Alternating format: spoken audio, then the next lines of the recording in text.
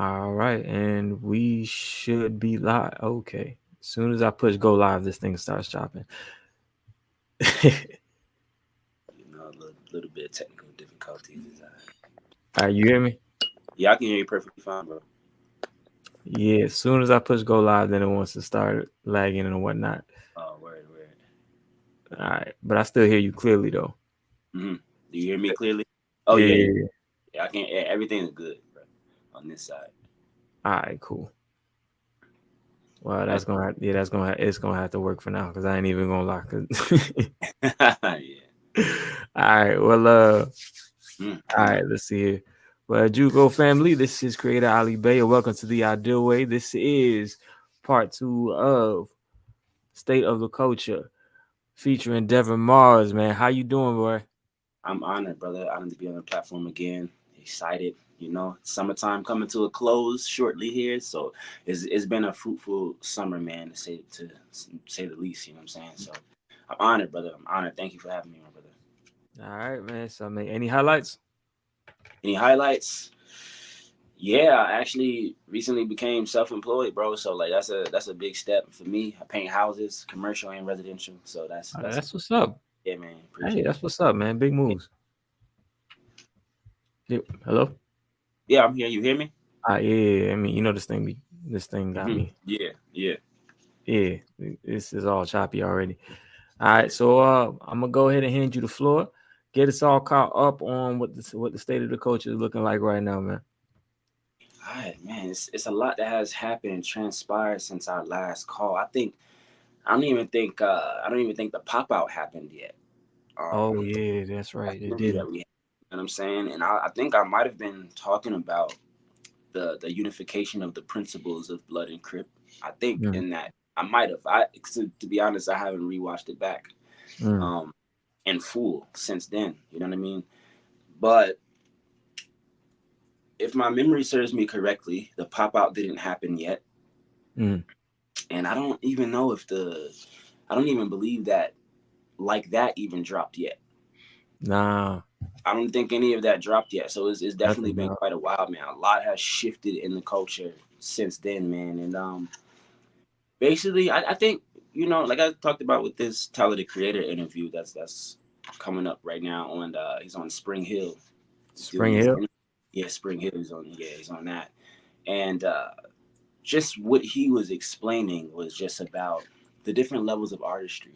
You know what I mean? And I've already said and stated this whole year that 2024 is a hip hop renaissance. You know what I mean? It's a renaissance. This is where we get to delve deeper into knowledge of self and bring about a actual awareness that is coming from a place of our hearts being centered and balanced. You know what I'm saying? Light as the feather, as they Mm, say, in the Kemetic teachings. You know what I'm saying? mm, So right now, I think really is echoing and starting to really echo throughout our culture that we can really lock in and really start to just build ourselves in a way where we develop in our crafts further. You know what I'm saying? So if you're an engineer, getting deeper into the mechanics of that. If you are a songwriter, if you are anything, a screenwriter, like mm. somebody might be a poet, somebody might be bagging groceries, man. You know what I'm saying?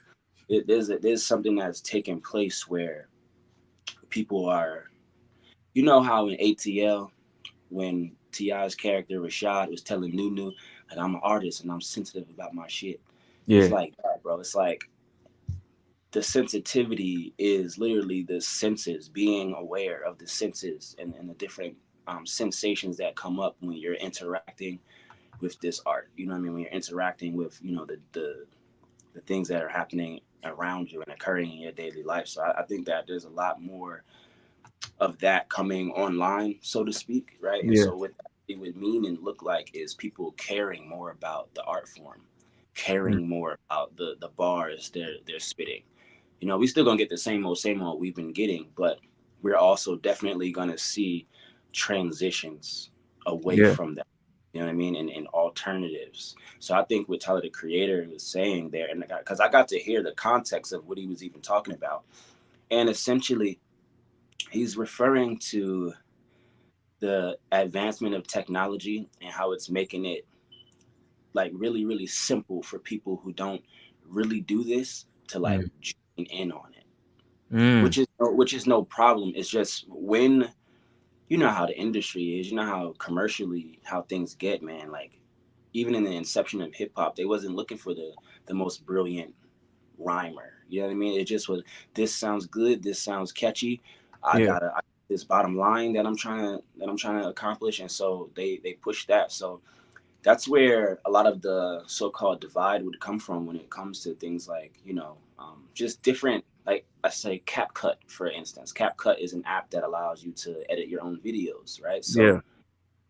you got people who could be getting brand deals and getting into different spaces that they would have been much harder to get into 20 years ago. Like 20 Yeah. years ago, it was a lot of, you know, hitting the ground running, like selling CDs out the back of the trunk, like just like hard ticket sales. You know what I mean? Like now we're in the internet age where it's like everything is pretty much like digital. And also I think that with it being so digital in the e-commerce type of world, it's starting to skew the perception of a lot of you know, so-called content creators in terms of what their reach is or what their success is, you know. Yeah. Which what I would say is, if you just go back to the people, you know, because what you're trying to connect with online is people, but there's people around you every single day. So if your post might not get 50 likes, but I'm pretty sure if you stayed outside for 3 hours in a shopping center, you're definitely going to meet way more than 50 people. Like homeless people who be out in front of Walmart, how many people do they meet every single day? Yeah.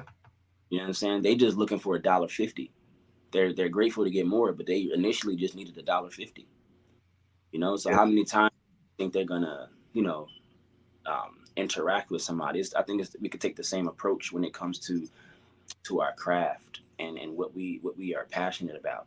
Because I think that the world is shaping up to be like, this is what we really care about. You know what I'm saying? Even I wrote it in my story drafts. I didn't even put it out yet, but I was basically saying the Olympics is really great for like one reason above all else. And why I say that is because the Olympics, when you're looking at the Olympics, you're looking at the unfoldment of history in real time. Mm.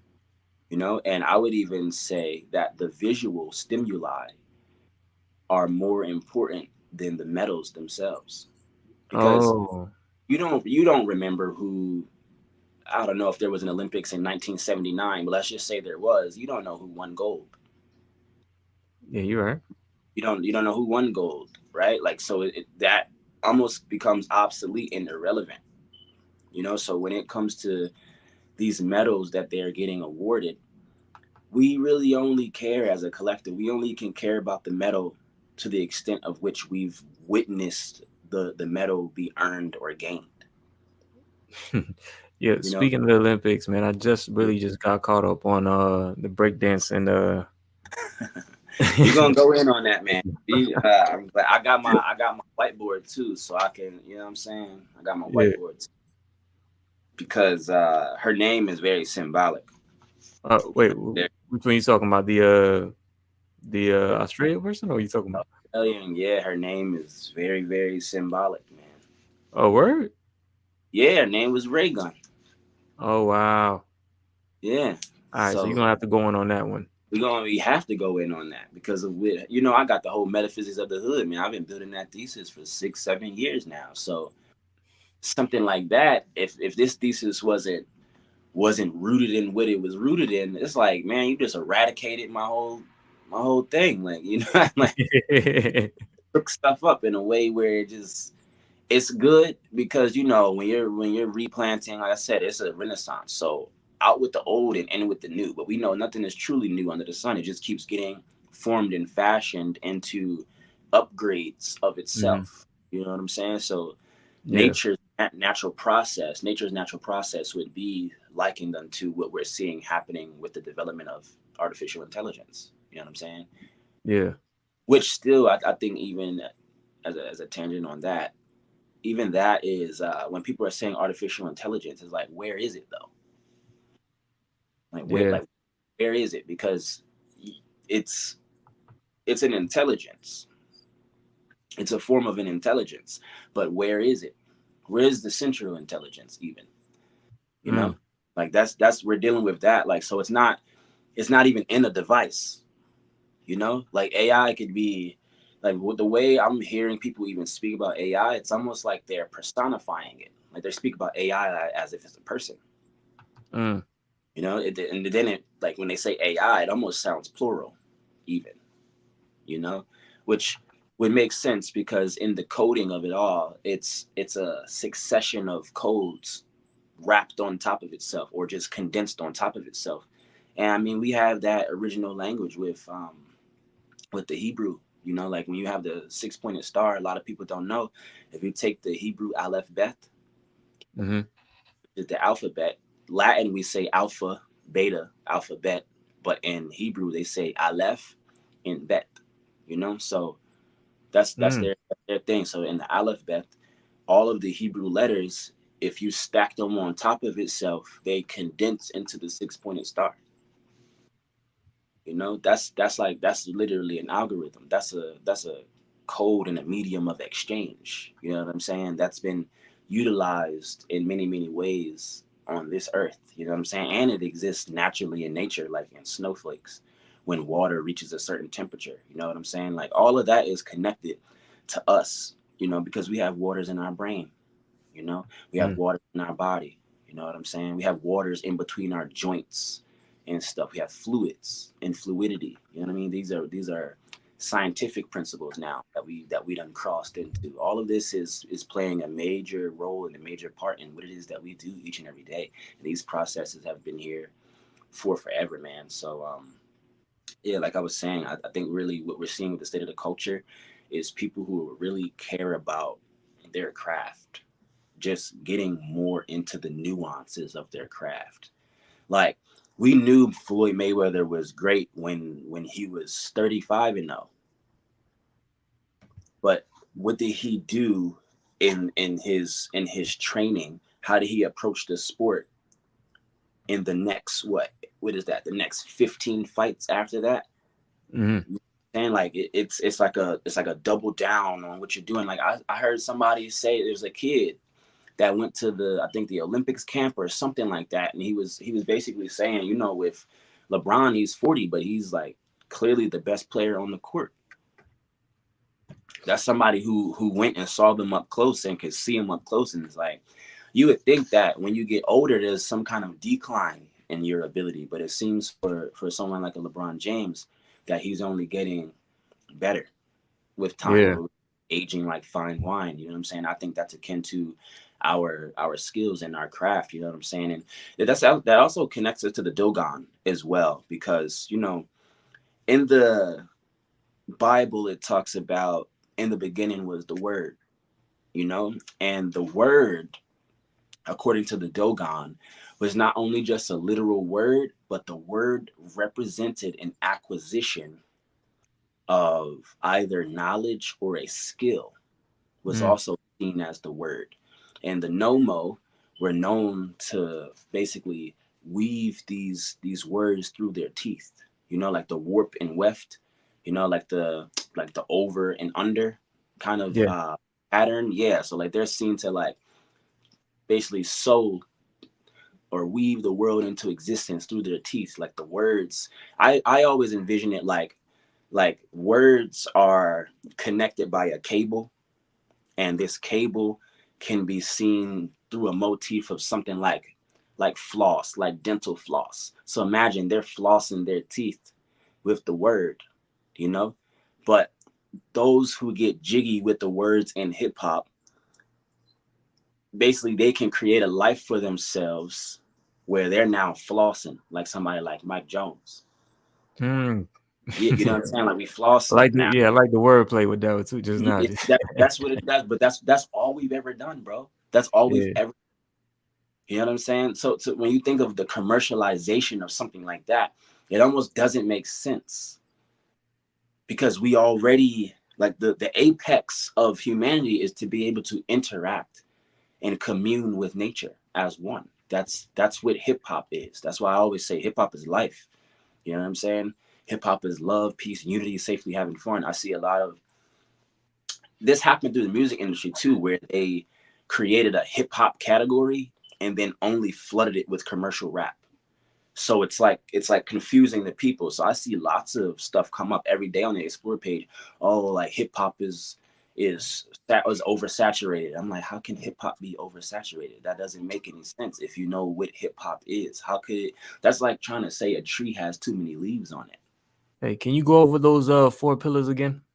Yeah, for sure. So what was stated about hip hop by Africa Bambaataa back in the day was that hip hop was love, peace, unity, and safely having fun. That's the reason why we DJ. That's the reason why we're MCing. That's the reason why we're breaking. And that's the reason why we're writing. We do those things, and we have also knowledge of self. We do those things so that we can bring about love, peace, unity, and safely having fun in our community. At the point in which you're talking about shooting somebody, that's not even hip hop. You can never say it's hip hop. Well, we've been hoodwinked because in the industry, when it comes to musical genres and categories, when they want to break it down for their awards, Mm, they say category. They have this category of hip hop. Then it just flooded with commercial rap. None of it has ever been hip hop. mm, You know, like the element of MCing, which is where we would get rapping from, is an element of hip hop. But commercial rap is not hip hop because hip hop itself is love, peace, unity, and safely having fun. yeah. Like like specifically, like in the way that we have to think about it, because now it's everywhere. Like hip hop is the way that they're writing it on the like titles and captions on videos. They'll say hip hop and then say right after something that's totally just not even hip hop. But now a lot of the not even I don't even want to say OGs. I would say like the generation of like the game in them, like who be around like who's around the same age as the game and 50 Cent, Diddy and all those guys. I think a lot even Bone Thugs and some of those guys would not them specifically, but I think like people who are around that age Hmm. would be, for instance, like they'll say, yeah, Mob Deep was hip hop. I'm like, man, Mob Deep was rap. I'm not saying they're hip hop because of hip hop is the way we walk, the way we talk, the way it's that. But what they were specifically doing, I mean, if you hear some of these lyrics, they're not love, peace, unity, or safely having fun. They're not. That's just so by default, it's actually technically not hip hop. Yeah. You know what I mean? So it's the same way. The girl went up to the Olympics. Technically, what she did was not breaking. That's not what she did. What was maybe what she thinks she was doing, but that's not what she was doing. Because you see, even like man, there's guys like man, I forget all of their names right now. There's a really dope dancer, man, John Boogs, right? I was on live with John Boogs, just in his live, hearing him talk, asking him questions and stuff, and they were pointing out the differences. Like they were saying they were seeing clips of people saying, okay, this is breakdancing or breaking. And they're like, nah, like that person actually doing a little bit of popping. That person's doing a little like there's pop locking, Mm, there's other elements, there's other they're not it's not only just breaking, right? It kind of was put under an umbrella, like all of it is breaking. And it's like, nah, breaking is very specific. This would be like trying to say that kung fu was karate. They're both martial arts, yeah, but kung fu definitely is not karate. You know mm, what I'm saying? JKD or like Brazilian jiu-jitsu is not kung fu, you know? Or else we would just be it only would have one name. We wouldn't be calling it all these different names. You know what I'm saying? It's like the best way like I could say it is like magenta is not purple, you know? It's in the similar family in terms of the color red, but they are their own distinctive forces. And that's the thing, like that even would connect us to, let's say like the study of the Orisha or the study of certain elements, the 99 attributes of Allah, the mm, 72 names of God. You know what I'm saying? You got like Michael is not Raphael, you know, mm. but they are aspects of what we would say is the most high.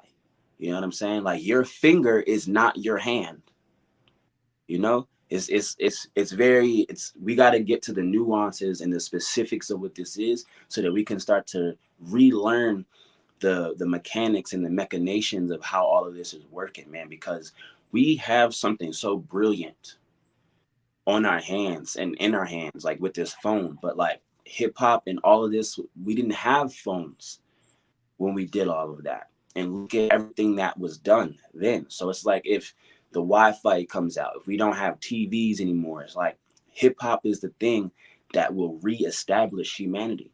Hip hop is the thing that'll unify everybody. I mean, bro, the Japanese girl who won gold for breakdancing, you know what she was wearing around her neck? What? She was wearing an ankh. Oh, did us? People don't even like, you know, it's, oh, we didn't have representation. Yeah, I mean, I was never one, like, I never thought we would really have proper representation on the world stage and in something like the Olympics that has is, you know what I mean? It's just the history of us in Paris and France and the Haitian Revolution. It's like you can't really think that that's gonna be, you know, we should already see that. It's Yeah. great that it got to be on the world stage, but now what it opens up is that hip hop doesn't even belong to anybody. And I know that would be tough for some people to hear me say, "How could you say it doesn't belong?" I'm like, it was here before we were here. We like it was already here.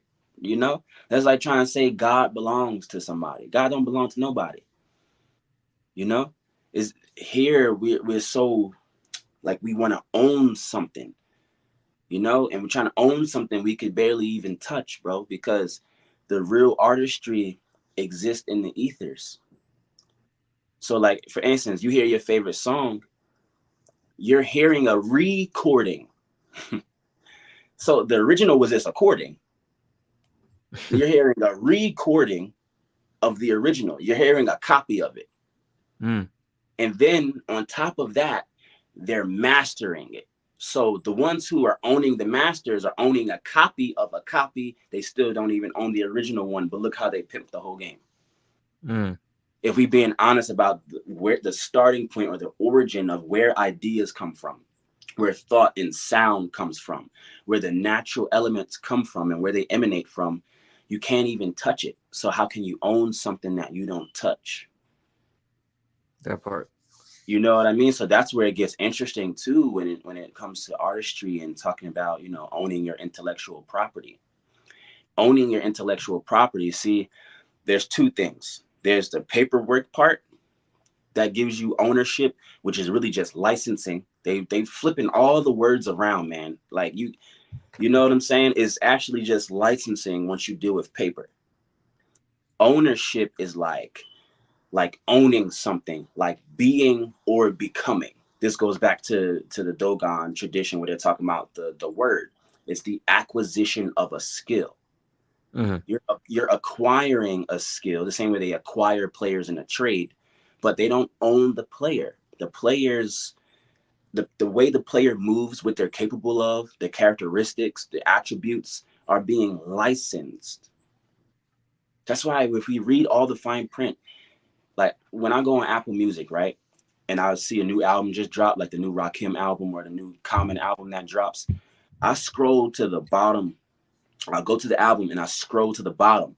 Underneath every song, every album, everything, it literally tells you the production house. It'll say like um I don't know, it's like Parkwood LLC exclusively licensed to Paramount or something, like, you know, it tells you who has ownership and it tells you the distribution deal. This is how you can see like the conglomerates and see the businesses of like, oh, okay, UMG contains all of these, and this over here is this. You know what I mean? Because a lot of people talking about that too, with UMG and removing the music from TikTok, and we don't know if TikTok gonna be banned officially. We don't know. It's like all of these things play on the FOMO kind of idea, but like I said, a lot of these things we don't even really own them.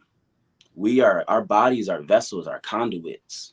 You know what I'm saying? It's like the same way that wind can move through a room, That's the way these ideas move through us. That's why even, I mean, Phil Valentine even talked about that. Every idea that will ever come into existence is already there.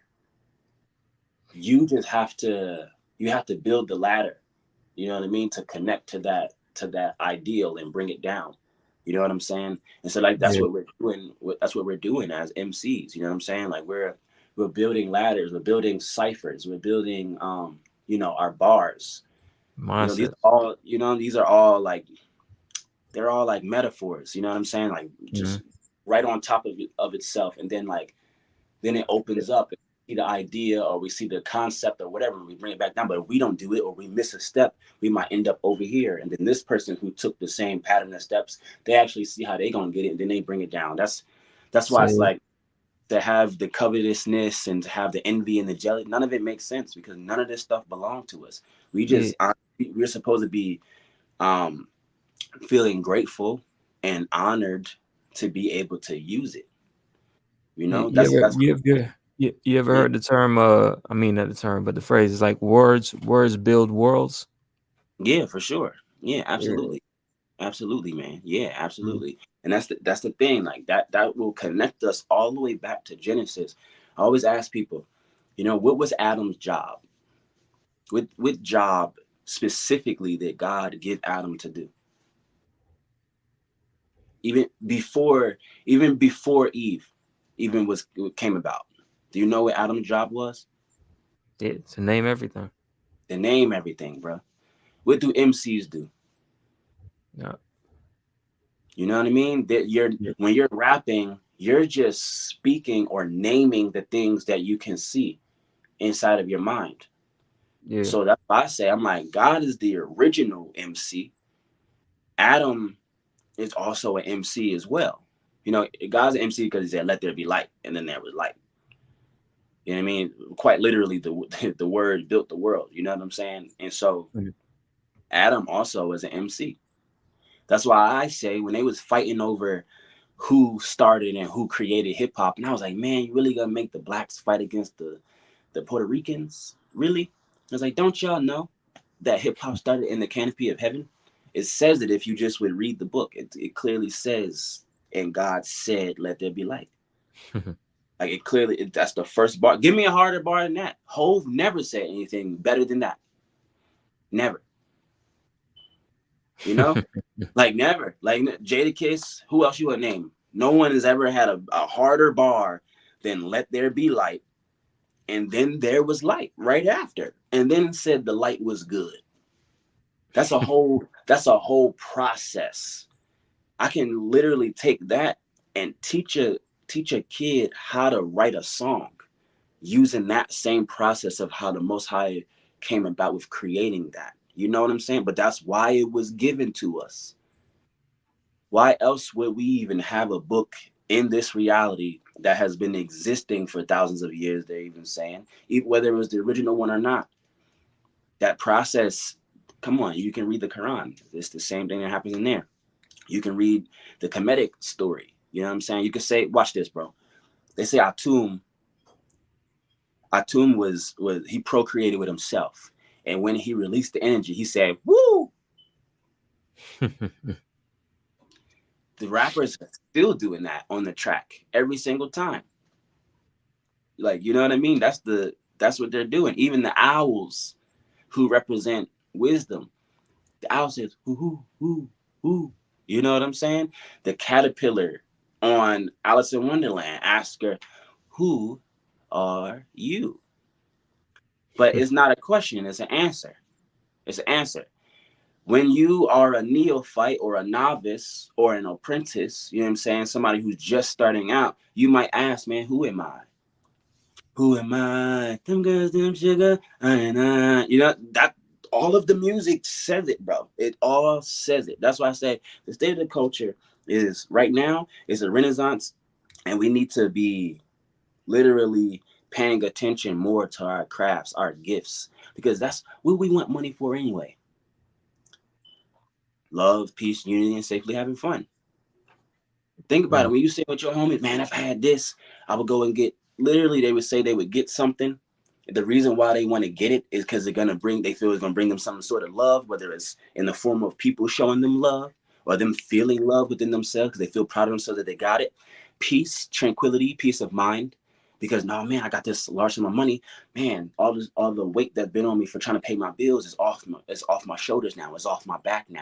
You know what I'm saying? So then the unity would come through when they're like, all right, what's my environment like now? Now let me get my life in order. Let me get this, it's a whole process, bro. It's a whole process. That's why it was given to us. It's a tool, it's a gift, it's a metaphysical tool, man, that was given to us, bro. Like we didn't create it.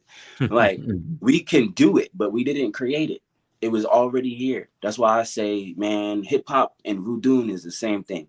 Hip hop and Islam is the same thing. It always is, always was, always will continue to be. I say that to everybody. It's like if you truly, truly, really know what this thing is, that's what it's doing. It's a process that just keeps unfolding. It's like seeing the seed of life bud into the flower of life.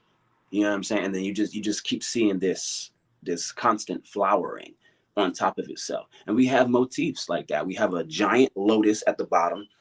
And then as it gets to the top, it gets smaller and smaller and smaller and smaller, more precise and more precise and more precise. That's what we're doing with the pyramid when we're building it. You know what I'm saying? That's the whole thing, man.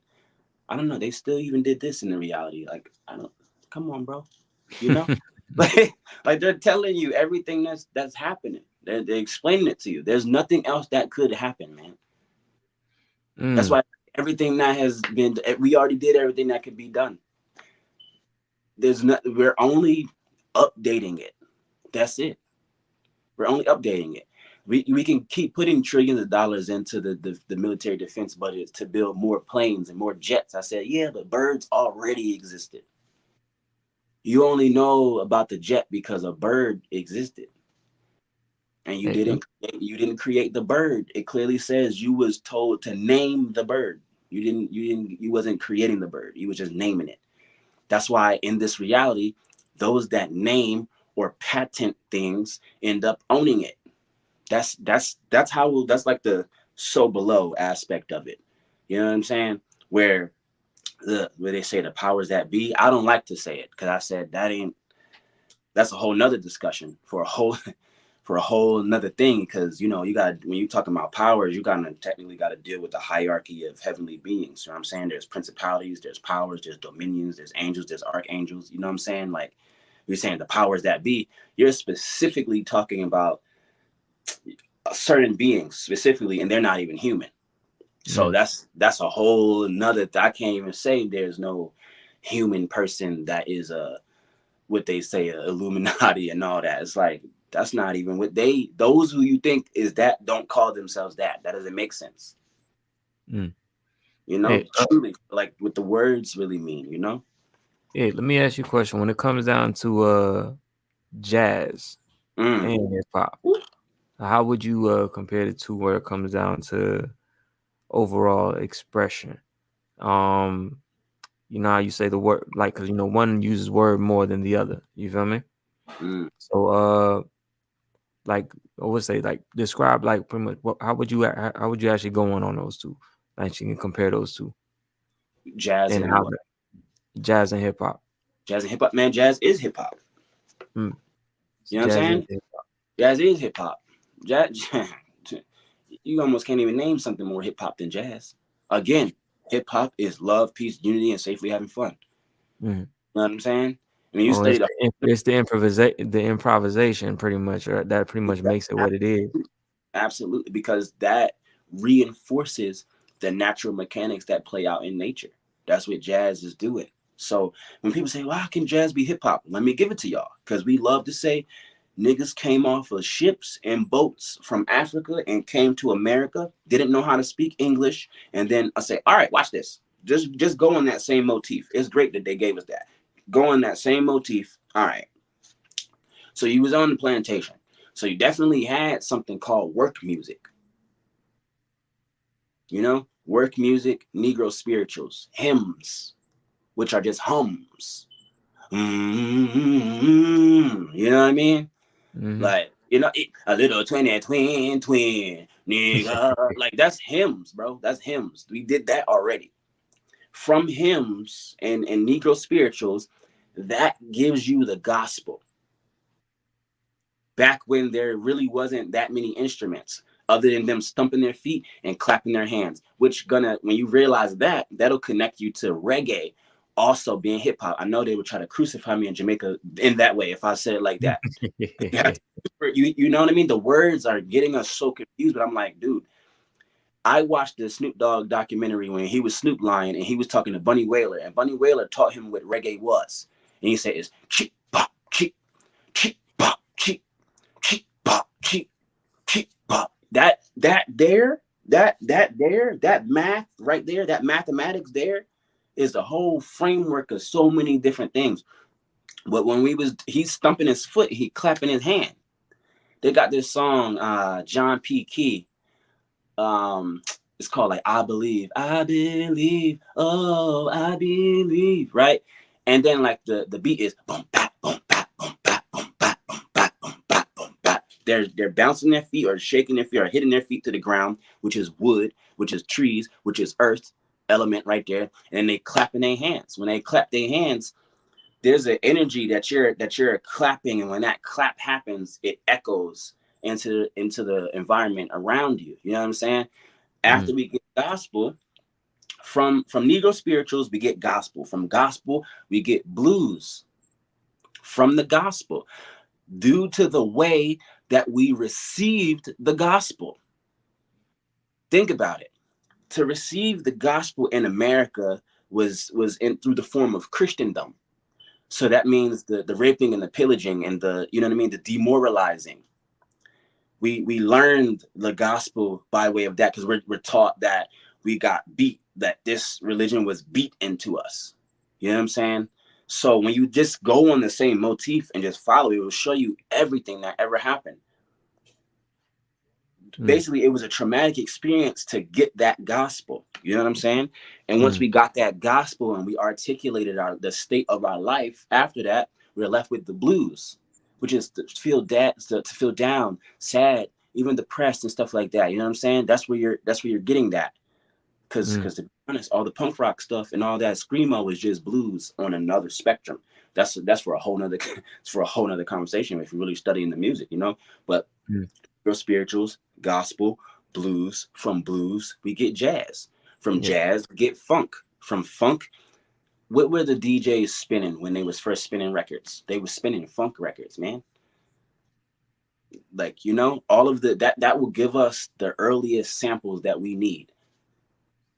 That's why somebody like a Kanye West, his role in hip hop is that he's the one who merged timelines due to how he was able to use samples. Same with Yeah. Timbaland. Same with probably DJ Quick. A lot of other cats merged timelines. Like that song Doja Cat. Yeah, I said what I said, man. That Diane Warwick, man. That Diane Warwick whole song sampled in the whole. She ain't even do nothing different. She just sampled the whole song. They even had Chloe Bailey singing "Walk On By," wom wom wom wom wom, walk on by. And that's a sample that Doja Cat Yeah. used and ran off with it. Doja Yeah. Cat generation, who listened to Doja Cat? Doja Cat's demographic just got connected with Diane Warwick demographic, whether they know it or not. You just merged timelines. You done took something, a song from the 70s, and then brought it to 2024. Even John B said that his song that we all love was Gunna and Chloe Bailey used the song. They didn't get the rights to it, but they used the song. You know what I'm Which one you saying? talking about? The don't listen to what Yeah, people say. exactly. Yeah. Even Okay. bro, even Chris Brown used that song and don't think they know. The difference is John B helped them write it. That's the only difference. John B was there in the studio when he Oh, did. I didn't know that. Yeah, bro. Don't think about you and me. That's don't think they know. But it's Aaliyah also. That's why he starts out Mm. A to the Liyah. It's breezy. That's a Yeah. Aaliyah. It's the Liyah. Back and forth. Back back. Let me see, go Mm. back. And for that song, it's again merging the timelines. You have to, bro. You have if you don't use sampling the proper way, you're not gonna be able to merge the timelines, and therefore that level of history gets locked off. And we can't have that. We have to keep the cipher going. You know what I'm saying? It's a renewal process. Like they say, enlightenment is not looking at different things. It's like looking at the same things differently. So it's like if this is where you at today, right now, in 365 days, when you come back here, you're supposed to have acquired some kind of skill, you know what I'm saying? Or acquired some level of knowledge in your cycle. That's why we keep saying that cipher keep on rolling like a roller stone. A cipher is a word that has a double meaning, because when you spell it with a Y, that's what we're talking about when we spitting in the rap cipher, which is everybody's in a circle taking turns. We're passing the word. We did this as kids, bro, when we played telephone. Telephone, telephone. Like we did this already, bro. Like everything that has ever been done, it's ingrained in everything that we do. You know what I'm saying? And so Mm. that's what I'm talking about here. Like the cipher is also what happens when they say you're deciphering something, you're decoding something. Mm. So if deciphering is decoding, then ciphering is coding. We've been Oh. coding the whole time. And the way that we watch this, the way that black folks code is called slang. They literally are slanging rocks, bro. They're slanging rocks. But what I'm trying to say is it's so crazy because it's like slang, the S in slang just means short. Slang is short language. We shortened the language and now we call it slang. That's what they did. They took a whole brick, broke it down to a half a brick, broke it down to a whole. They're literally they're not saying anything different than what already they're explaining the process to you. How did you get how you break a whole key down to a thing? And now I don't know all the rap. You know all these rap songs that be Jeezy talk about it, Hove talk about it. They all talking about how they flip a bird or they flip a brick. And I'm sitting here like, but if you knew how to flip bricks, wouldn't you be building temples and building pyramids? Because they was made from bricks. And bricks are this shape, bro. Bricks are this shape. But if I write something on here, these that's called a stanza. So Mm. you see now how the stanza, when you're looking at writing or script on paper, which we used to write on rock. That's why I say it's interesting that they put the short language. They're saying they slang rock, but the short language was on rock, like actual rocks. We was etching the rocks. You know what I'm saying? We was engraving into the rocks. And then you change it into writing bars, basically. That's what I'm saying, bro, that we never did anything differently. What confused this whole thing is the commercialization of it. Because through the commercialization of it, all right, it's like this. What commercialization is like this. You know, when you got the family cookout, you're going to season them things up. You're going to season them chicken wings up. You're going to season that macaroni. Man, if you cooking for a banquet, don't season the food the same way you're going to season it at home, because then they going when you have to mass produce something, you have to make it bland. You have to make it general. You have to water it down. You have to in order You for it. make it look, like it without being the real thing, Yeah, without capturing the essence. exactly. But it's also meant for when you do that process, what you're actually doing is you're giving everybody lead. You're giving them the base lead. When you Mm. water it all down, you wash it all down, it's base lead that everybody's getting. That's what happens with a commercial rap. When you're hearing that commercial rap, you're getting the base lead knowledge of it all. If you seek, you shall find that if you work with this base lead, like what Tyler the Creator's been talking about, you gotta hear the interview, bro. Like it was, man, what the brother was That, explaining. that's a great Like, segue into that. So you can go straight into that right there. yeah, yeah, like just what he was even saying was just like, all right, the whole thing with these dudes nowadays are not even musicians, bro. My little brother, my young brother, I just say, he been told me this in like 2016, 2017. He was already saying that exactly what Tyler Creator was saying, because he's been a professional musician since he was 17. like going out during the week and gigging at different clubs and stuff since he was 17. You know what I'm saying? Even probably a little bit before that, but definitely once he turned 17, it's like, bro, he traveled all around the world doing that, bro. Just gigging. Dude was crazy with it. But he was explaining to me, like, even one time somebody that was close to him, they was talking about the onslaught of like SoundCloud rappers. You know what I mean? And he was just talking about like, a lot of these cats, when I go in spaces with them and we telling them just use the live band, these guys don't know the music. They don't know chord progressions. They don't know the musical terminology to talk to musicians about what they need. But when you watch somebody like a Kendrick Lamar and you watch his live performances, he's playing with a live band. Beyonce plays with a live band. Killer Mike plays with a live band. I mean, everybody who performs on is it Fallon? Whoever the Roots be the house band for, like the Roots with Questlove and them, they're a live band. Everybody who like really into this thing, when they perform, they play with a live band. But you got to go to live band rehearsals. You got to lock in with the musicians and have a. It's like James Brown. James Brown always played with a live band. Michael Jackson played with a live band.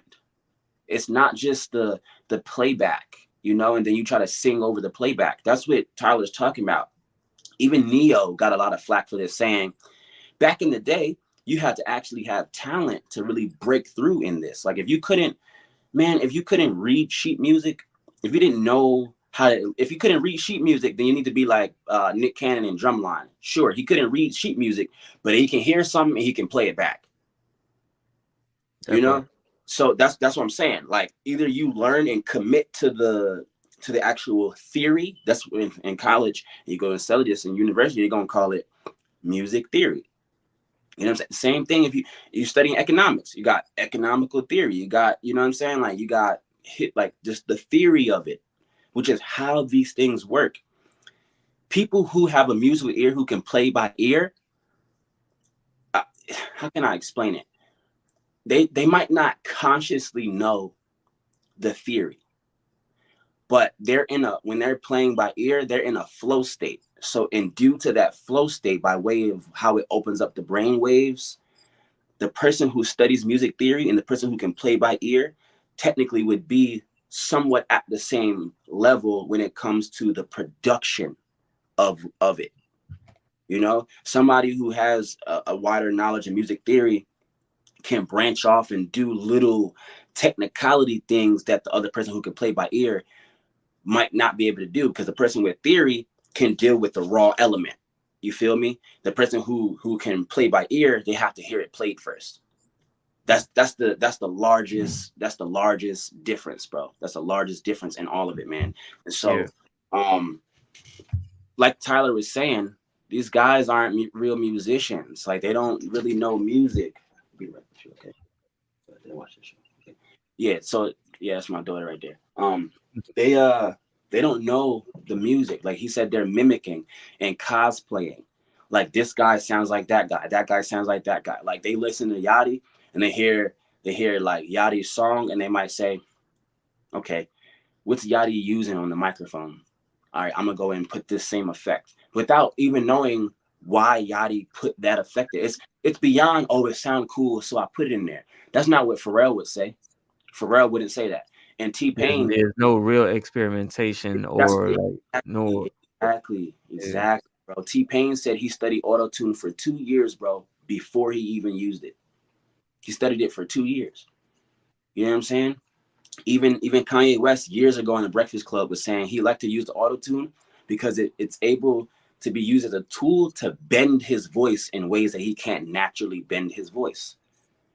So that's what I mean. Like you got this acquisition of this skill by studying and understanding music theory, or just even being around it enough that now you're immersed in it to where you hear it and you can play it back. Like you're literally mentally recording it and then you're spitting it back out. You done turned yourself into a supercomputer, which is the people who have the gifts to play by ear. When they get around people who know music theory, they become incredible, man. Those are the artists that break through and become world-class talents. We know them, man. Al Green, like we know the Commodores, man. Smokey Robinson, you know, like we know those guys. We know those guys.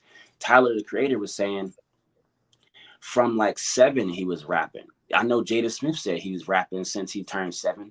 You know what I'm saying? And you're around your pops in the studio, hearing them do all the takes over and over and over and over again. Think about Blue Ivy when she decides to sing. You know how many times she done seen her mom do this in the studio over and over and over again? It becomes second nature after a while. These Yeah. guys nowadays, 2 years ago, they just sitting on their couch smoking weed, and then they came into, you know, I don't. They just was happened to be in the studio one time. Like Lil Baby, man. Lil Baby wasn't a rapper. He said he was on the streets. You know, he was doing his thing in the streets, and he would be in the studio with other either with Lil Baby or Gunna. I can't remember which one, but one of them was on the streets, and they went into the studio, and they was just basically like, "All right, now it's your turn." And he like, I don't rap. I don't do that." But just him being around it long enough, you start to, man, if you're around something long enough, you start to pick up on little subtleties, you know what I mean? And if you have it in you to want to do it, that's what they call the it factor. If you have it, then it'll naturally come out. But you gotta immerse yourself in that. Like Prince didn't become Prince by just copying what everybody else did. You know what I'm saying? Like there's a way to, if you're gonna copy, you need to understand why that person did what they did if you're gonna copy it, because then you're not really copying it. What you're doing is you're paying homage, and that's what Tyler's talking about. These guys, when you hear their music, to a person who is a professionally trained musician, they can hear it, man. There's a guy on Instagram called Devon Terrell. He goes by Help Me Devon. He's Yeah, I all, like him. I like him. you see how vast knowledge of, that's what I'm saying. These cats ain't doing what he doing. Somebody Yeah. like can hear like, yo, your kick is off. Yo, you gotta turn this down. You gotta do, you know what I mean? Like even Timbaland can hear it. Even Timbaland, they got clips of Timbaland talking to Kanye West, telling him, bro, take the drums out here and then add them here. Like put this here and put this one here. Like, you know, even Pusha T said Kanye got like 8 versions of the same song. You Yeah. know, like Questlove. I was reading Questlove's book. Questlove got basically every version of Thriller that they've ever made. Questlove has it, like all the demos and everything. Like the version of Thriller that we hear, Michael Jackson is said to have hated that version. He didn't like that version. He wanted a different version to come out. To What? the person, when you hear them, you be like, I don't really hear a difference in these two songs. To the trained musician who knows and immerses themselves in this, they can, it sticks out like a sore thumb. You know what I mean? And it's Yeah. the same with something like painting.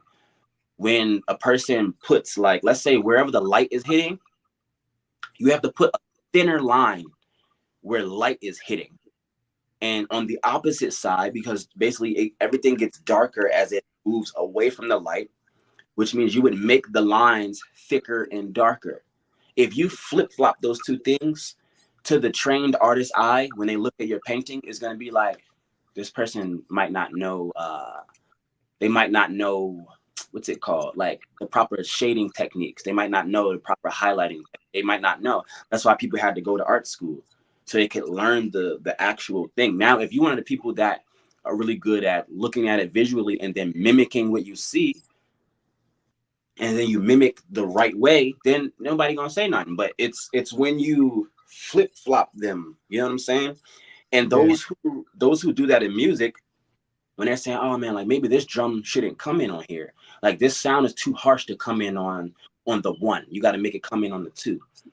They might go against the grain because they already understand music theory. So they're like, well, if I understand how all this is working, I can now introduce this new concept. And now it becomes like a new wave of music. Like, oh man, yeah, they started their kick on the one instead of the two. Like, you know what I mean? Which is like the if you're gonna say 5, 6, 7, 8, 1, you know what I mean? They might start it there. But if you do it on a two, it is a 5, 6, 7, 8.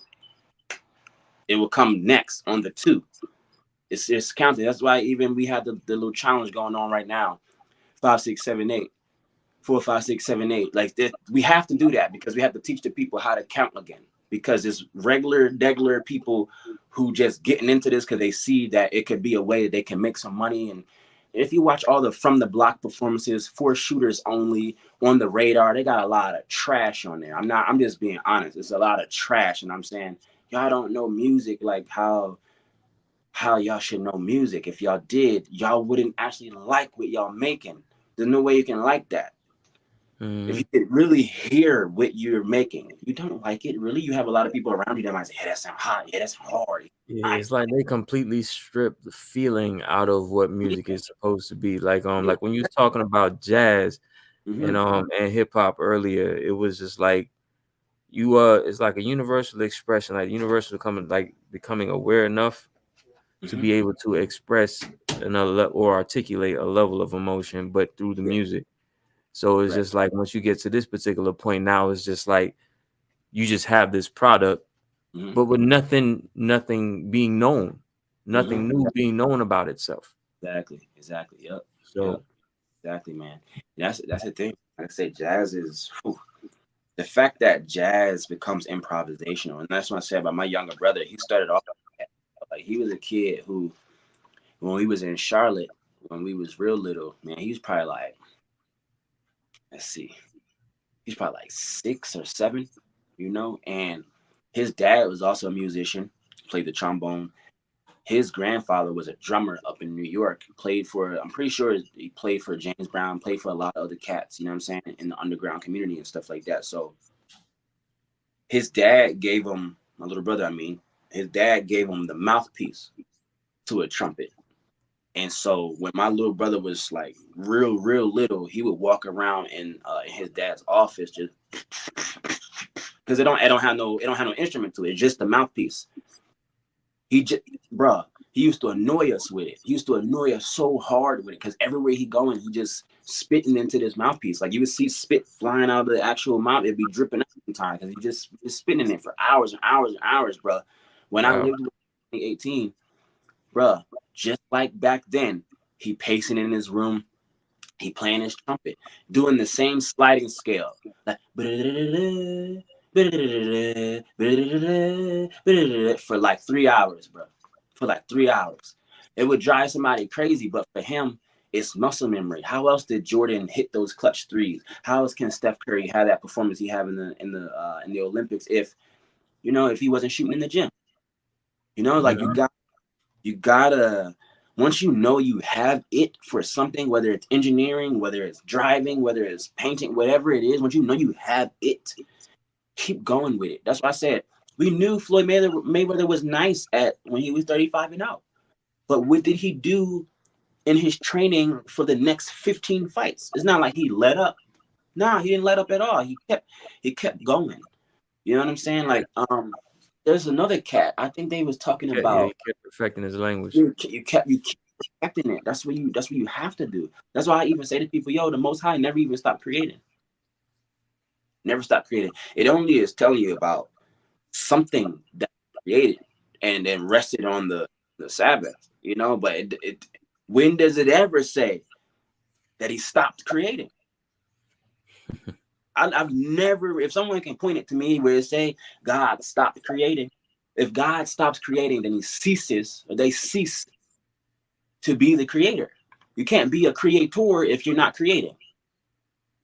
Just think about it. You know what I'm saying? You can't be a rapper if you ain't rapping. You can't be a writer if you stop writing.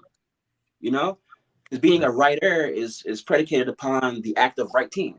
That's, you see how we using the English, how we got the er, and then we got the ing, what they enforce for words that would be like I don't even, man. It got I forget what they call it in English. You know what I'm saying? Like you got like your subject, your predicates, your nouns. You got all these like things, and that's what Tyler was talking about too. It's just like knowing the actual words for what stuff is called. Like, bro, you know how long it took me to figure out like when they do it in the shading in comic books, like the old X-Men stuff and the old Spider-Man stuff. That Hmm. style of shading that they do is called rendering. Bro, it took me over 12 years to find out that rendering was called rendering. So you Mm. know how hard it is to Google something and you got to use descriptions of stuff instead of Yeah. using word or what it's called. So I'm like, I'm just shooting this question into Google, and I'm like just searching and searching and searching. So man, it took me watching a video one day, and the dude was live streaming himself writing or just drawing and stuff, and he started shading. He's like, yeah, now we're gonna move on to rendering. And I was like, rendering? What is that? You know, so I Googled it and I found exactly what I said. Man, I looked for this for years. My artwork would have been light years beyond what it was if I just knew what this one word was called. And that's Yeah. why we got to stop the gatekeeping, because it's a lot of creative dudes who coming from like raw talent, and they don't know necessarily what some of these words are called, so they can articulate themselves in a more professional conversation to get what they need. So that's why it's like, don't gatekeep. And gatekeeping is only made possible when people see somebody have talent and they don't want that to thrive. That's really it. What would be the point of gatekeeping? There's no other point to gatekeep. You see, they even doing it out here in Vancouver. They gatekeeping certain information about how to write grants, so that when you do your grant writing, they don't accept your grant writing. There's certain thing that they're looking. You got to run all around town and network with people and get this whole, man. It's a lot, bro. It's a lot you be having to do just to get a small little bit of information. Small little bit of information. I even remember years ago on the Breakfast Club, it was Tyga and Chris Brown, and they was asking Tyga why he didn't like Drake. In the interview, they say Drake have some information that he just not giving information. Like whether you got information on how to acquire your masters or how to do little loopholes in this contract, they don't want to say the information. They don't want to give it because they don't want everyone to get in that position, because that will change everything too much. A lot of people, what they're saying about even Tory Lanez shifting the whole thing when he sold the NFTs for $1 and then sold them out 1 million copies in like 1 minute. And then he's like, yo, don't you see what's going on? I just cracked the whole shit. I just cracked the whole thing open. Like that. Like just being able to take something that's already existing, tweak it, engineer it, update it, and then present it or represent it, which we call represent. You know what I'm saying? We're just representing something that was already existing, but since we've been so out of touch with it, it now seems new.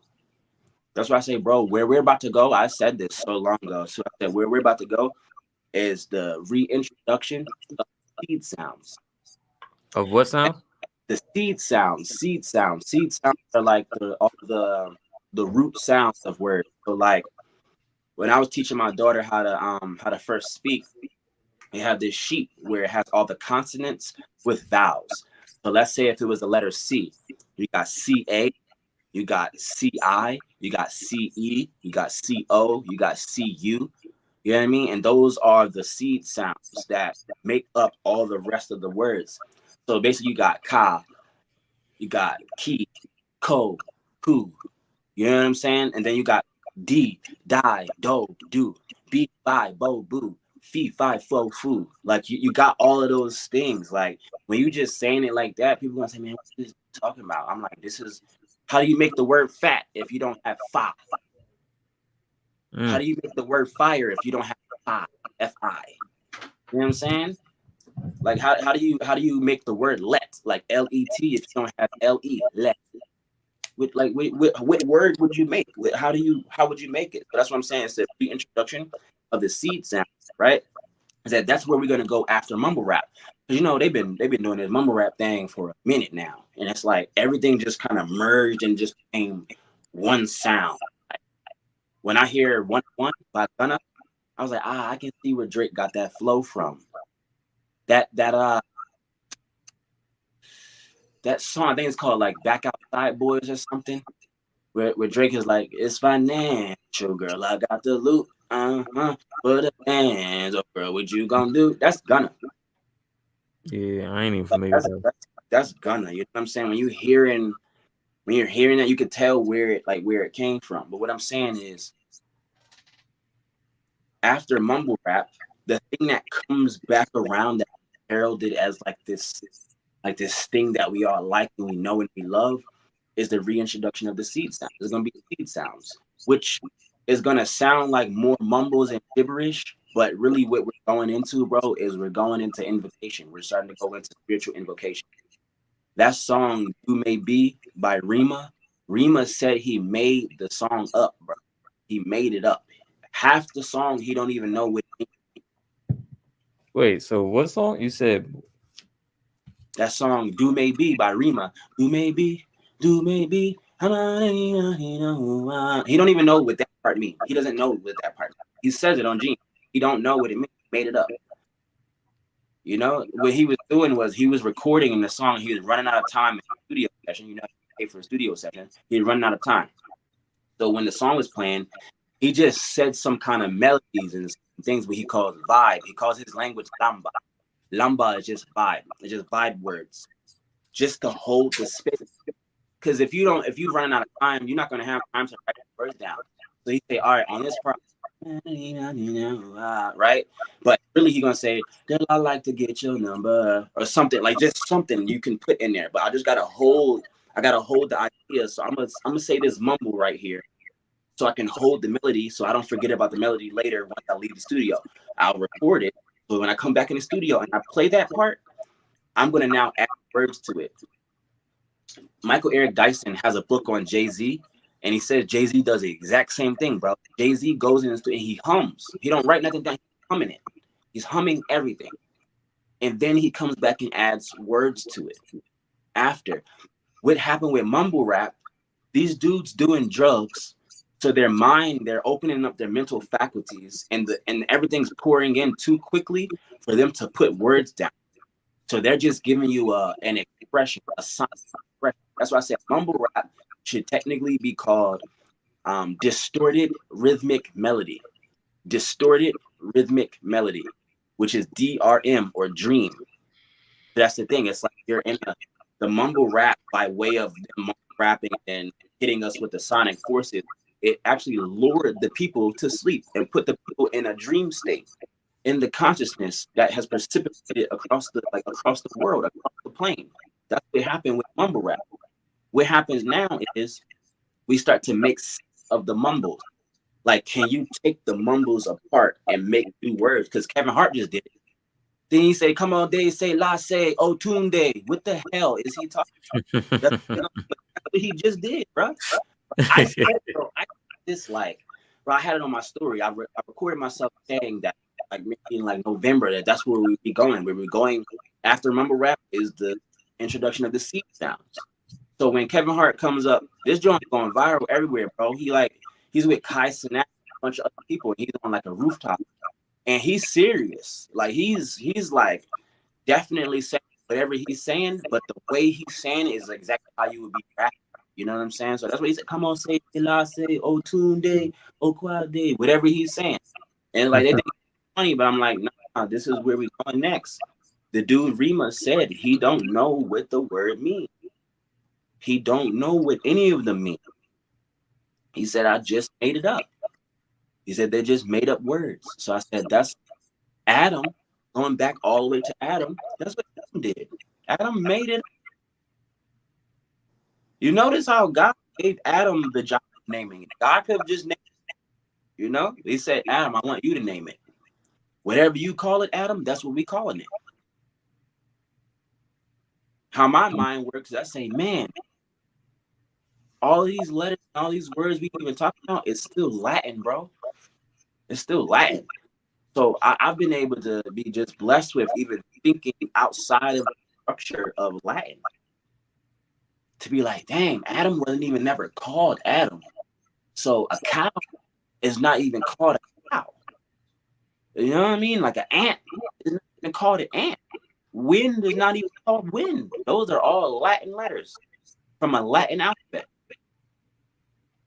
And that's how we on this side of the world understand it. Man, even people who speak Spanish are still Latin. It's still Latin. How you spell hola? How you spell hola? You know what I'm saying? Yeah, but for a second you were sounding like Dr. Be Serious for a second, bro. I was like, wait a second. Hey, you started to remind me of him, bro. I was like, wait a second. Well, I got the whiteboard in front of me, man. When I say it's Latin, we talking about these. We talking about these. You know what I mean? Look, watch this, bro. We're gonna say when we say hi to somebody in English, we're gonna say this to them. They're gonna say you speak in a different language when you do this. This is how I say Mm. this is how we got God. Watch this. They done said this is a different language, bro. They saying this was different from this one. I said I see three of the same letters right here. How is it a different language? Mm. You know what I'm saying? That's how we got God.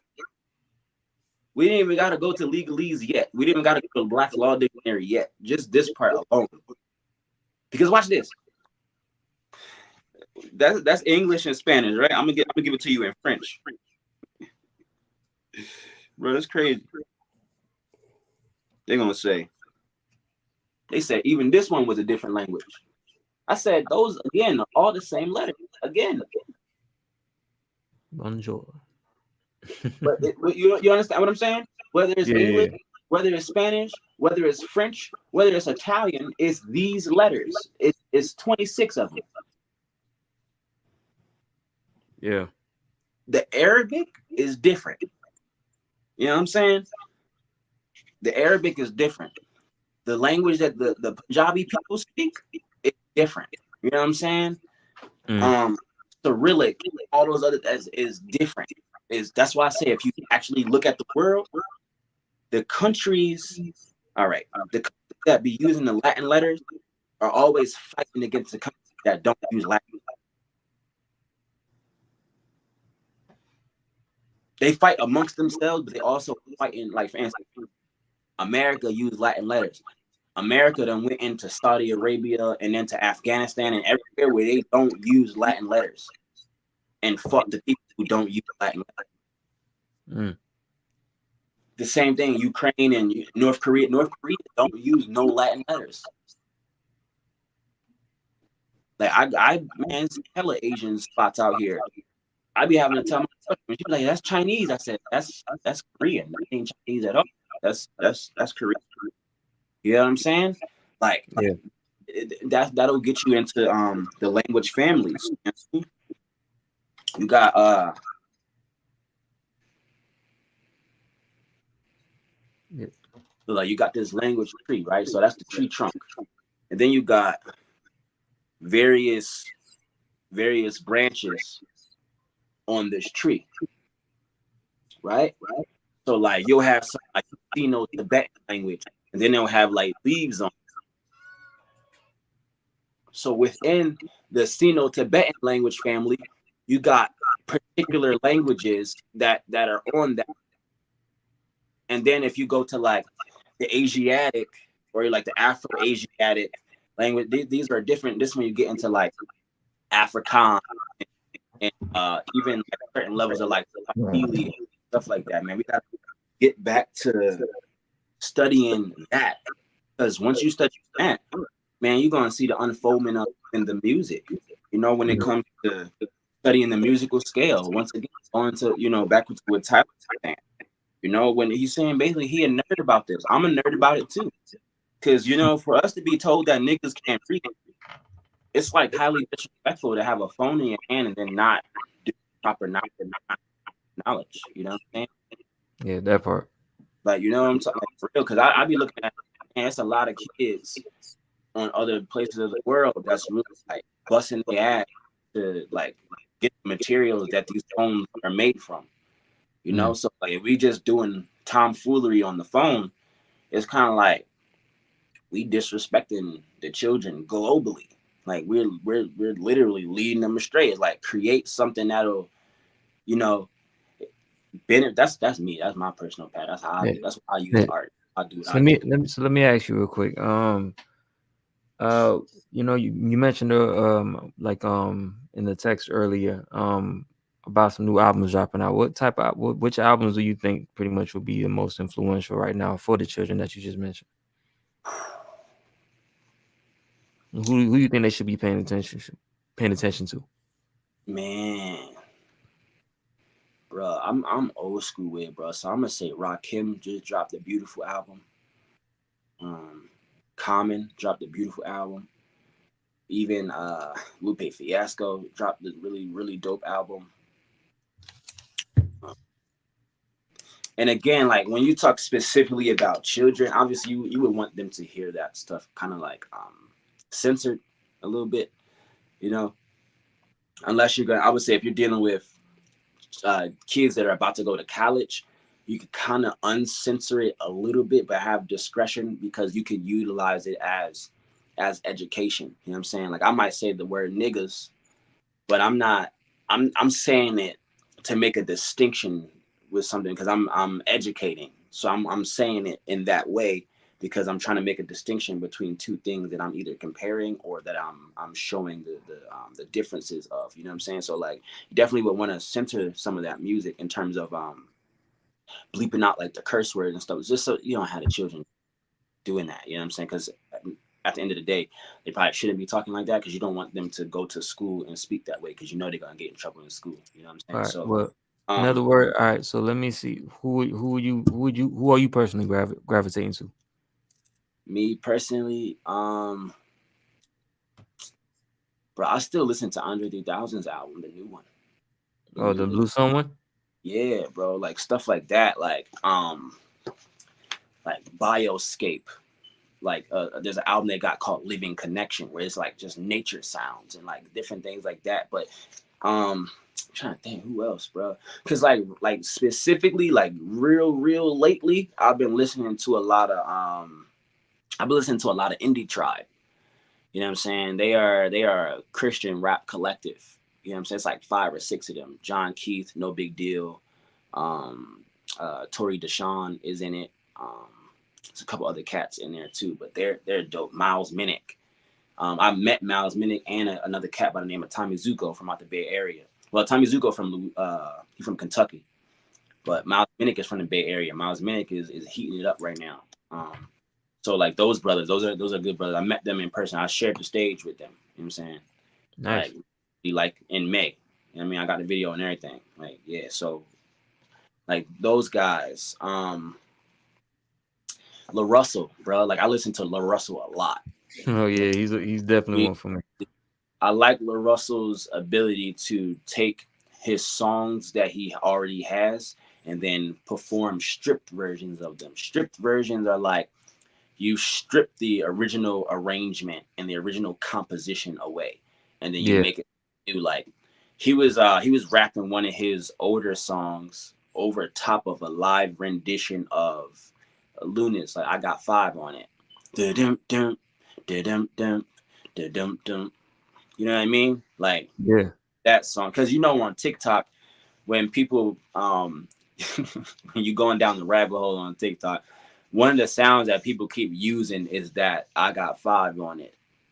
They keep using that sound when they like dropping knowledge about whether it's the government, what's in the ocean, like humanity. They just be I don't know if you've noticed that. Uh. Yeah, it's like it's a lot though. Like they use it a lot. It's like a thing on social media that song is what they're playing. The I got five one. Yeah, yeah. Like if Oh like yeah, you sitting talking you about know. with that from that movie Us. You know, like from that movie Us. Mm-hmm. You know the I know you talking about. You know what I mean? Like yeah, bro. Yeah, they using that John. So Mm. yeah, La Russell.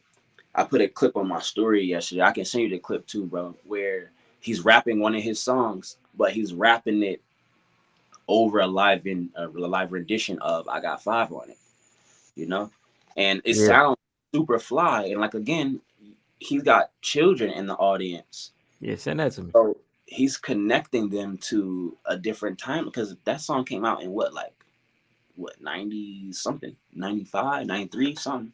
Came out a Mm. long time ago. You know what I'm saying? So this little kids every day who's like, man, they can wake up and listen to Yachty, but you can also put them on Smokey Robinson.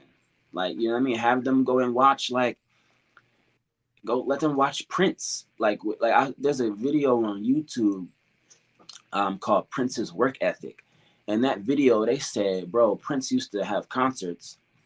He would go to the concert, and then after the concert, he would leave and go to the studio and then record and keep recording the whole time until it was time for them to get on the bus to go to the next city. They sleep on the bus, but when they get to the next city, they do sound check, they have rehearsal, and then right after they have the show, they go right back to the studio. They say he Mm, did that for years, bro. Did that for years. That's the difference between somebody like Prince and somebody like Blueface. mm. That's the difference. Yeah, well, that's a whole different dynamic right there. That's what I'm saying. It's like that's the difference. That you know what I mean? Yeah. Um, some would even say you can't even compare Prince to Blueface. So I'm just saying in the sense of like Mm. what you're able to do with this. You know what I'm saying? Like there's a cat that I knew in high school named Chase Edmonds. Chase Edmonds is in the NFL right now. But when he was in ninth grade, he was on our varsity team, and we knew back then that he would go to the league because he was bro he was just the way he had running back. So the way when he get the rock and he stick his foot around, the way he's able to read certain blocks and set them up, I'm like, bro, ninth graders ain't really doing that. You know, like they still this the stuff that they would still need to be rehearsing and practicing. He already seems to kind of got it down to a science. So we're like, man, taking him in that raw form like that, get him to a university that got a great running backs coach or a great conditioning coach to get his body stronger. Get, you know what I mean? Just do different things. It's like he's gonna become a beast, he's gonna become a monster. So yeah, he went to Fordham University and then broke records there. You know what I'm saying? Like 2,000 yards rushing, all kind of crazy stuff he was doing out there. And Mm. then ended up going to the league, playing for the Cardinals. I think he played for the Buccaneers. I'm not sure who he played for right now, but yeah, he in Madden. I'm pretty sure you can see him in Madden. You know what I'm saying? Like I remember when we went to camp over the summer when he was eighth grade going into ninth grade, and we was laughing at him because he the only dude at the table drinking milk. Like how little kids drink milk to build your bones. Like we was laughing like this dude really drinking milk. like like you, after he drink it, he got the milk mustache like a young boy. It's like exactly like a young boy. But it's like we knew it's like he eating right. He don't want to eat too crazy. He got more vegetables on his plate than everybody. It's like you could just see certain things, man. It's like if you ever seen the Jackson's American Dream, there's a part that really gets passed over in that movie. It's when Jason Weaver as young Michael, he's in the studio with Barry Gordy, right? And I remember in that movie, Joseph was like, "And don't touch anything either," right? When they was in the Yeah. Joseph don't want him to touch nothing because he don't want him to learn about the music because then if he does that, he gonna separate from Joseph. So Mm. that's why in the movie, Michael goes and asks Barry Gordy, Mr. Gordy, like, what's this button do? And then so you can see Barry Gordy showing Michael he's showing him what the board does. You know what I'm saying? He's showing them how to engineer. He's showing them how to man. He's showing them how to tweak stuff. And you can see in the movie, Barry Gordy puts his arm around Michael and hugs him and make him laugh. And you can see Joseph on the other side steaming. He's steaming hot because he's like, man, I told this kid not to like touch nothing because it's like man, it's a wrap. He's clearly the better one out of all of his brothers. He's clearly the one who got it. If he Mm. learns this at a young age, how to mix and master his own stuff, man, when he turned 14, he not gonna want to hear nothing you gotta say. Cause he's gonna be like, bro, I know how to do all this already. And all the greats, bro, all of the greats got to that particular level where they could do that. Like people talking about Tinashe coming out now and they're like, man, where's she been at over the years and blah blah blah. I'm like, bro, she already know how to mix and master and engineer all her own music. I don't even know if people know she know how to do that. It like, you know what I'm saying? It's like Chloe Bailey was in St. Lucia recording an album that she about to drop, supposedly. So it's like when they have that sophomore album, when they get more into the like Doja Cat best album is the album she had before this one that she dropped. The best one when she did like the whole woman universe thing, like that whole thing. She was locked in. After that album, I don't know what happened to her after that. She shaved her head. I don't know what happened after that. But this album here is like you could tell when people lock into to what they do. You know what I'm saying? And so like it's real interesting because we're gonna see that more. We're gonna see that so much more, man. But obviously, to get that, we gotta sort through all the sludge and we gotta sort through all the dirt. You know what I'm saying? Just to get to where the root is, to get to where where the true passion for the craft is at, man. We got to bring the passion back to this thing. We got to bring the love back to it. Like people's music, when you hearing it, there's a certain way to engineer your music to make it sound more warm. The thing, Mm. like, you can hear like the music that's warm when you hear it's warm to the ear. Like they know how to engineer it so that when the music hits your ear, they want it to be like a calm wave coming into your ears. They know how to also engineer the music in the way where it be like a rough, turbulent wave coming into your Yeah. ear. You know It how to ain't do so it. digitized. Yeah, bro. It affects your consciousness because it affects and disturbs the waters in your brain. It creates a disturbance, you know what I'm saying? And that disturbance echoes. You know what I'm saying? So like that's really what I'm saying is the state of the culture, bro. Just in terms of on the artistry side and just getting more into respecting our craft and learning about it. Learning Mm. about like, man, if you like LeBron James, go and study who LeBron James patterned his game after. Was there a certain game, like if he like MJ or he like Kobe, was there a certain game that stuck out to him that he kept always replaying? Like for me, I love music videos. I'm gonna start directing my own art music videos, right? Mm. But the video that I used to always replay in my head as a child was Michael Jackson's Thriller, Mm. and zombie part neither, not that part.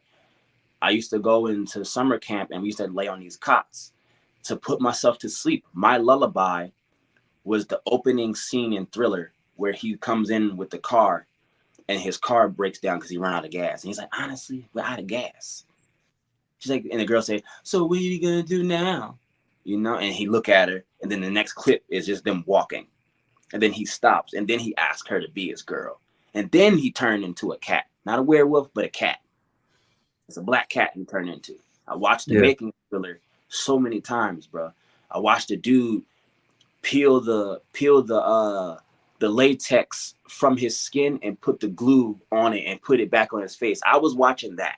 That's what made me go to sleep as a kid when I was in summer camp. You know what I'm saying? Like I was the kid who was doing that. I was telling DJ Rob Swift, I was telling him, like, bro, when I was playing NFL Street, you know how people be playing like online and all. Man, I was making my own teams, bro. I was playing with the slider, even on Need for Speed Hot Pursuit 2, bro. I was playing with the slider a certain way. I was like, man, I want my car to be a specific color. Nobody else got this color because nobody else slid their slider. I got 35% blue, 25% yellow, 79% red. I got this certain color right here. You know what I mean? I was man, playing NCAA. I say all my wide receivers got armbands on. They got a certain visor. They got a certain type face mask. They cleats like this. They socks like that. All of that translates into like, man, you would turn into a Tremaine Emery, man. You turn into a Virgil Abloh. You know what I'm saying? Like these kids is playing Fortnite, bro. They're gonna learn how to code, man. They're gonna learn how to like they got all the skins that they're updating into. They're gonna learn about cloning technology by playing Fortnite. We can timestamp this if we want to. That's how they gonna learn about it. That's all that's happening on there. You know what I'm saying? Same way how we play. Man, some people only know how to fix car tires because they was doing it on Midnight Club. Shit. You know what I'm saying? It's like there's a man. We do if you do something long enough, man, you'll learn how to get better at it, bro. Like you'll learn how to get so much better at it. That's why even my daughter, man, when she come in the studio and she gets frustrated just like I did when I was younger. Just man, I'm trying to draw this, it just don't look right. And I always tell her, I'm like, just keep on doing it. She get frustrated with me telling her that, but I'm like, nah, keep doing it. And I always show her, I said, man, you see, Daddy able to do all this, but like, I was where you were at too. Like, I literally only got to do this because I kept doing it. I can only dance as good as I can dance because I kept doing it. Like, I still do artist development, bro. I still go out 4 and 5 in the morning, even earlier than that, 2, 3 in the morning, and I'll be singing my heart out, Hey, running, yeah, jogging. Like I bro, I didn't know you could dance. Bruh, what? Man, I need shoot, bruh. Shoot. I sing you something. You know what I'm saying? Cause bro, Hey, yeah. I'm about to merge painting with dancing. I'm doing like some live performance painting stuff. You know what I mean? People doing speed paintings and stuff. Like I'm incorporating dance moves into it. You've never seen a dude pop lock, and when he pop lock, he's painting on the canvas at the same time.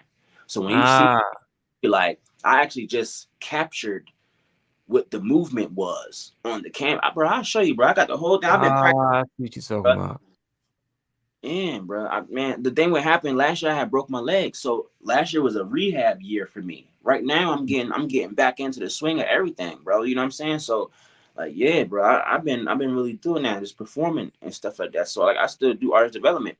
When I was watching Making the Band, and they had Day 26 on there, and Diddy was making them boys run every morning. Yeah, like you gotta run. If you don't run, then you're gonna be on stage sounding out of breath and can't dance and can't do everything you can do. Mm. It's I don't know if people seen when Chris Brown and his crew when they went to Dubai and they was crumping in the sand. You know why they was crumping in the sand? They crumping in the sand to build their body, to build their legs, to build their conditioning, so that they can do a 2 hour show where you're dancing like that. How can you Yeah, dance for 2 hours, high intensity dance, go to the club, next morning be in a different city, do sound check, do choreo, do all that, makeup, wardrobe. It's a lot. You know what I mean? It's a lot that go into that. You gotta practice. Like to think that anybody just not practicing and they just going up there and doing it. Ain't nobody doing that, man. Nobody doing that. Everybody's practicing. The real ones practice. The other ones who just getting by, they're not practicing and it shows. yeah. Hey, That's all right. So, wait, what? Just make a mark. We just hit the hour and 30 minute mark. Mhm. Is there? Wait, was there anything else that we needed to cover? I believe there was something else. It was just more of like a check-in, right? Just kind of seeing um how things grew over time. Because like I said before, we did this one, the last one Yeah, we had, there was no Drake and Kendrick beef. There yeah, wasn't any of that. You know what I'm saying? So that's interesting also in and of itself, man. Like that, a lot has transpired and took place since then, man. So yeah, I just think really what we gonna be seeing within the culture is we getting back to the arts, bro. We getting back to the people caring about the arts, and even in mm, the break, I want to break that down real quick before we go, bro. yeah. Do your thing. Yeah, because I've been running with this motif ever since a little bit before last summer, but definitely since last summer, like the whole 88 miles per hour with the DeLorean. And Mm. I'm talking about the heart being the flux capacitor that makes the DeLorean able to time travel. And so like when you're basically doing actions of love, it's I show the motif of like you're traveling 88 miles per hour to do time travel. When you're doing real genuine acts of love, you can change your reality around you. You know what I'm saying? And you can help change the reality of others around you when you're actually living out and carrying out acts of love. You feel me?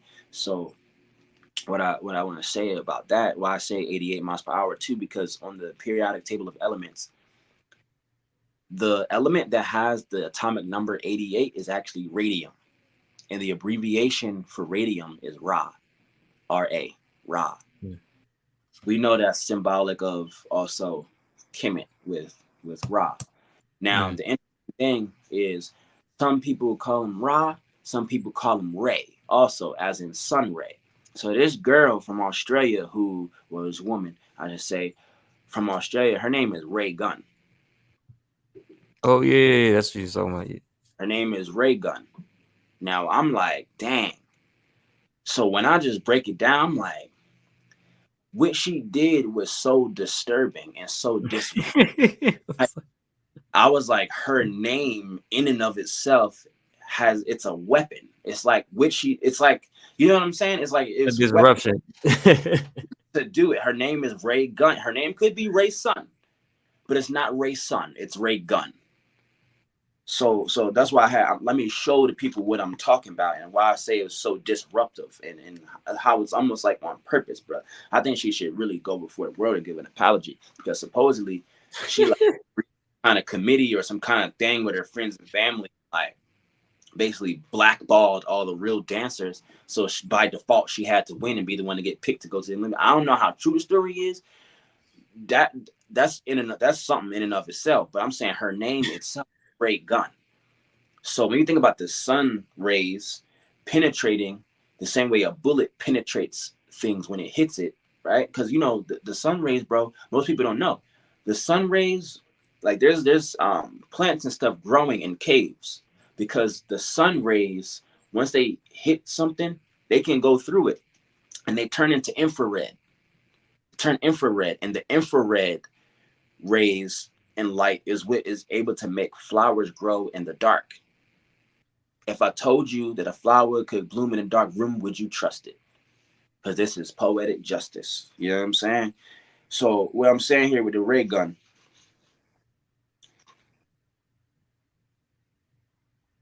her name is Ray Gun with a G. This word should more so be Ray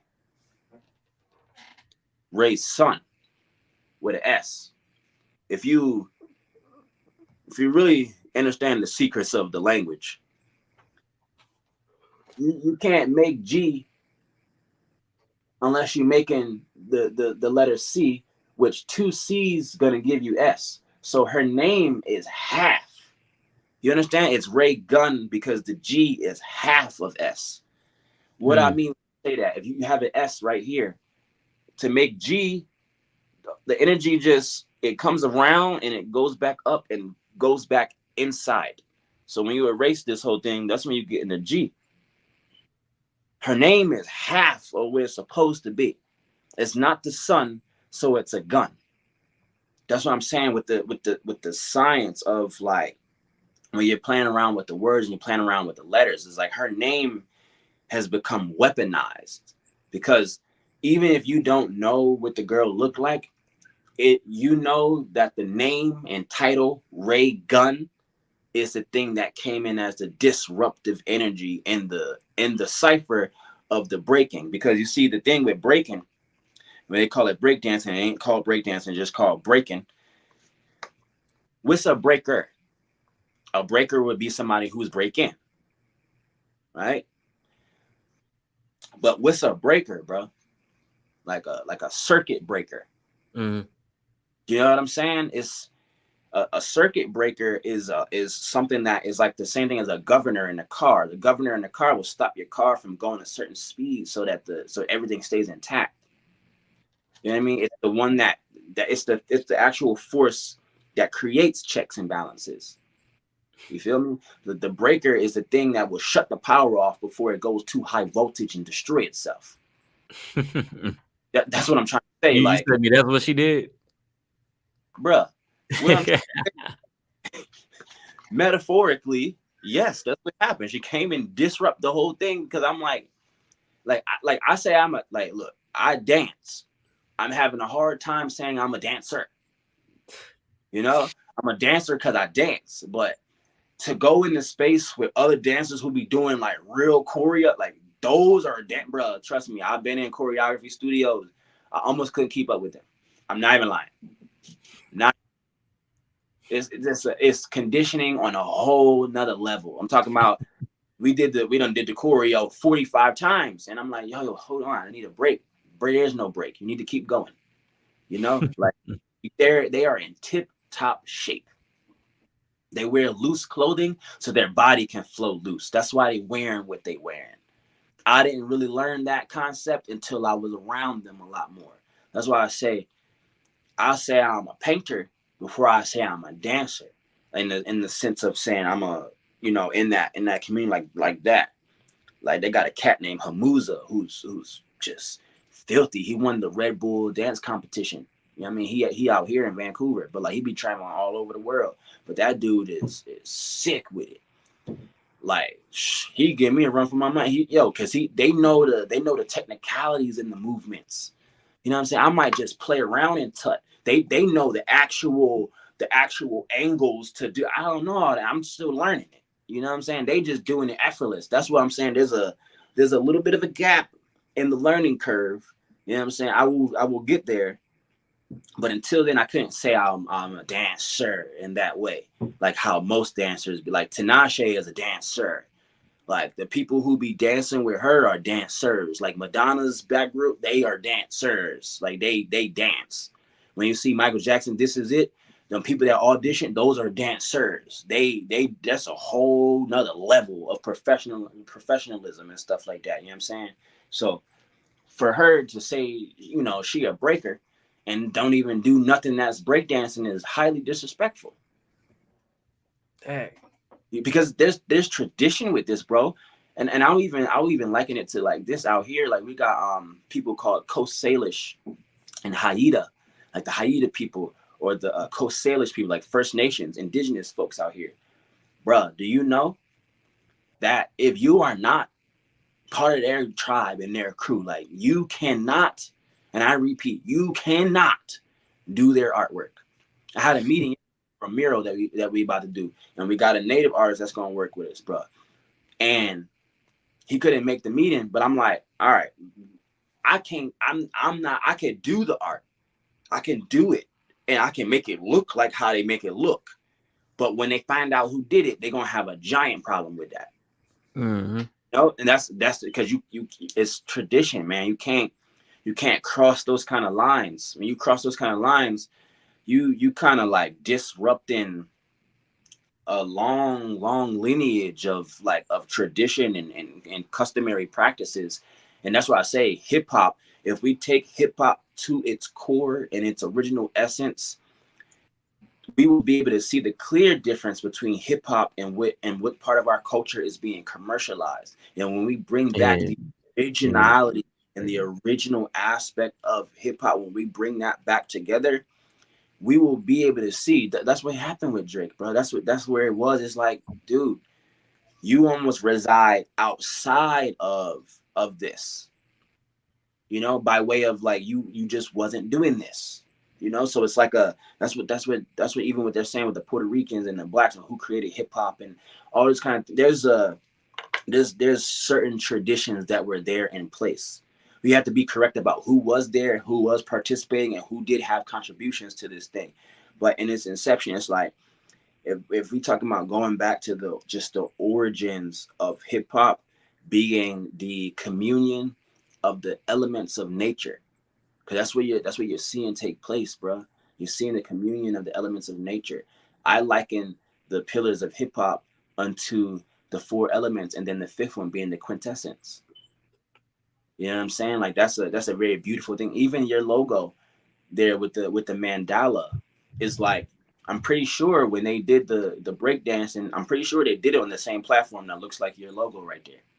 mm, Did it on the same platform with the same mathematics, because that's what exists in nature. That's what exists in atoms that create molecules. Those molecules come together and make compounds. You know what I'm saying? Like yeah, and that's where you get the compounding interest, and that's what we should be doing. We should be going and studying where we come from, studying our heritage, studying our lineage, and then our interest in this should be compounding and growing.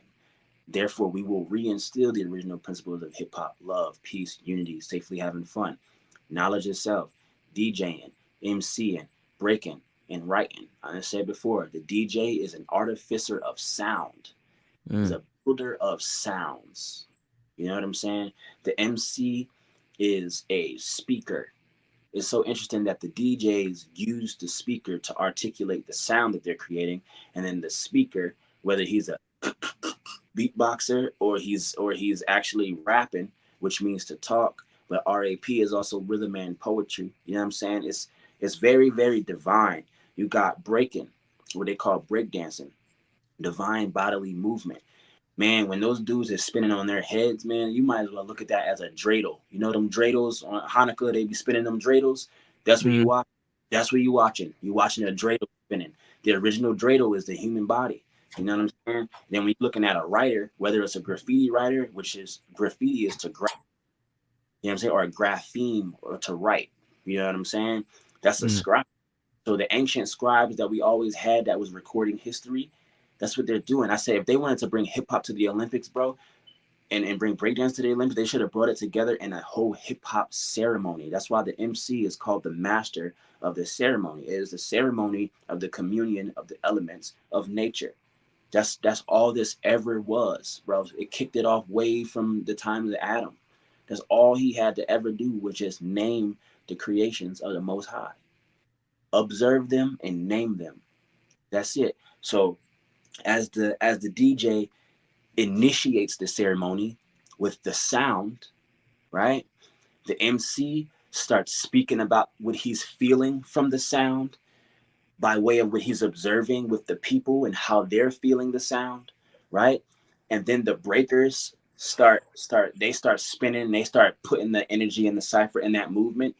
And then the writer is supposed to be the scribe who's recording the entire who's recording the entire experience, bro.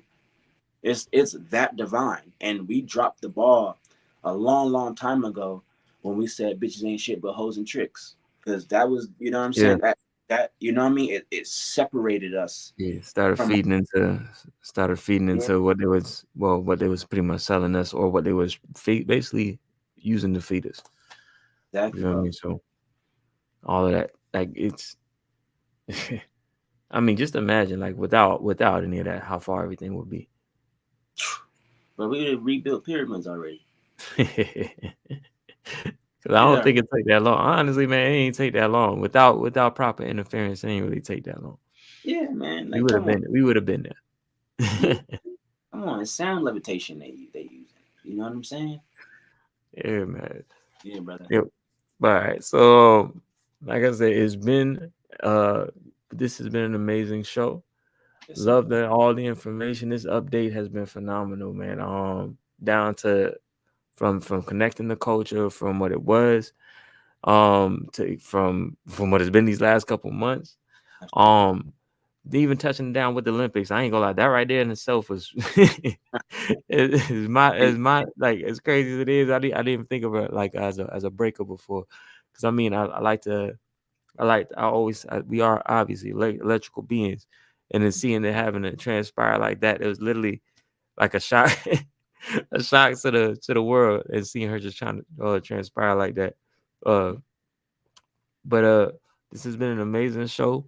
I want to thank you, Devin, for just give us your time, your word, your just your whole perspective, just and bringing it to this channel right now. We do apologize for the technical difficulties. Hopefully, this will be a lot smoother the next run around on this. Um, but outside of that, man, hey, we gonna call this a day. Yeah, yeah, yeah. Hold Honor you. on. So, all right, hey, peace, family. Y'all have an amazing week. All right, so we are about to end this stream. All right, peace. Peace. Let's see. Hold on. Did it? Yeah, I can't even tell. Is it in?